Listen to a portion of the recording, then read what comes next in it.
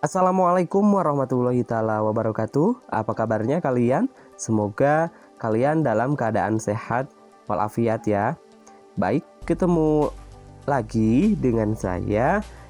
Kita akan belajar bareng lagi pada mata pelajaran IPS kelas 7. Ini adalah pertemuan pertama. Kita akan membahas tentang pengertian ruang dan interaksi antar ruang.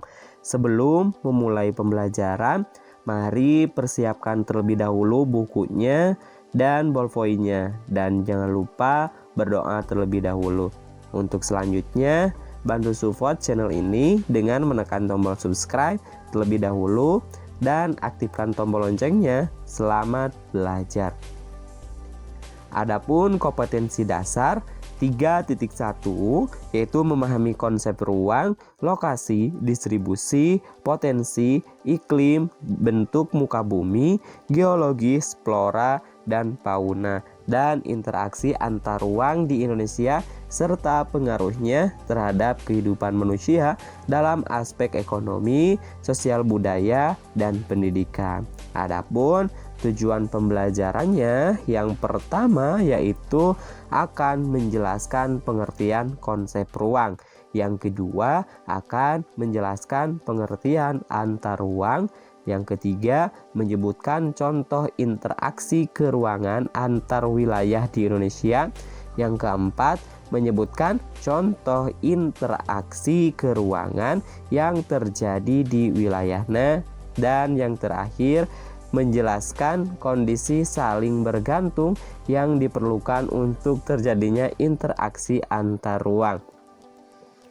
Nah, seperti kita ketahui bahwasanya manusia tinggal pada suatu ruang tertentu di permukaan bumi.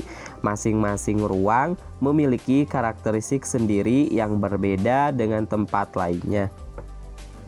Apakah pernah kamu membuktikannya? Jika kamu pergi ke berbagai tempat, cobalah perhatikan perbedaannya dengan tempat tinggal kamu saat ini. Perhatikanlah keadaan alamnya, penduduk, dan aktivitasnya, seni budayanya, dan lain-lain. Apakah ada perbedaan dengan keadaan di tempat kamu tinggal saat ini atau tidak? Tentunya masing-masing tempat memiliki kondisi dan potensinya masing-masing. Ya, sekali lagi, tentunya setiap masing-masing tempat memiliki kondisi dan potensinya masing-masing. Tidak ada suatu ruang pun yang mampu menyediakan segala kebutuhan penduduknya. Oleh karena itu, maka terjadilah saling tukar komoditas antar tempat suatu dengan tempat lainnya. Interaksi tersebut tidak hanya berupa komoditas, tetapi juga interaksi sosial, budaya, politik, dan lain-lain. Nah, jadi apa yang dimaksud dengan konsep ruang tersebut atau apa yang dimaksud dengan ruang? Setiap makhluk hidup yang hidup di muka bumi ini memerlukan ruang tentunya untuk melangsungkan kehidupannya. Tanpa adanya ruang, maka manusia dan semua makhluk hidup lainnya tidak memiliki tempat untuk hidup. Jadi, apa yang dimaksud dengan ruang? Ruang adalah tempat di permukaan bumi, baik secara keseluruhan maupun hanya sebagian yang digunakan oleh makhluk hidup untuk tinggal. Selanjutnya, apa yang dimaksud dengan interaksi antar ruang? Nah, interaksi antar ruang adalah pergerakan orang, lalu barang atau informasi dari satu daerah ke daerah lainnya atau dari daerah asal ke daerah tujuannya. Interaksi dapat terjadi dalam bentuk perjalanan menuju tempat kerja, migrasi, perjalanan wisata, pemanfaatan fasilitas umum, pengiriman informasi atau modal, perdagangan internasional, dan lain-lain. Interaksi dalam bentuk pergerakan manusia disebut juga dengan mobilitas penduduk, sedangkan interaksi melalui perpindahan gagasan dan informasi dapat juga disebut dengan komunikasi. Sedangkan interaksi melalui perpindahan barang atau energi disebut juga dengan transportasi. Lalu interaksi tersebut terjadi jika ongkos untuk melaksanakan atau melakukan interaksi antar daerah asal dan daerah tujuan lebih rendah dari keuntungan yang diperoleh. Sebagai contoh, nih contohnya, seorang yang pergi ke tempat kerja karena penghasilannya mampu menutupi ongkosnya yang dikeluarkannya. Lalu ada beberapa kondisi saling bergantung. Beberapa kondisi yang saling bergantung untuk terjadinya interaksi ke ruangan, yaitu yang pertama, saling melengkapi, ya. Nah, saling melengkapi atau komplement atau regional complementary yaitu merupakan kondisi saling melengkapi terjadi jika ada wilayah-wilayah yang berada atau berbeda komoditasnya yang dihasilkannya. Misalkan di wilayah A itu surplus sayuran atau penghasil sayuran, sedangkan di wilayah B, ya ini wilayah B, yaitu surplus ikan atau penghasil ikan. Maka jika masing-masing memiliki kelebihan atau surplus, maka wilayah A melakukan interaksi dengan wilayah B melalui aktivitas perdagangan atau jual beli.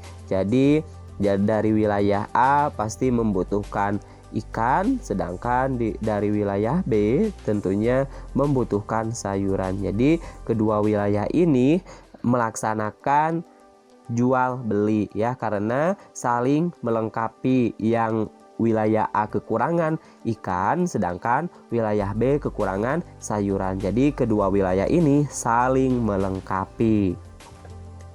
Yang selanjutnya yaitu kesempatan antara.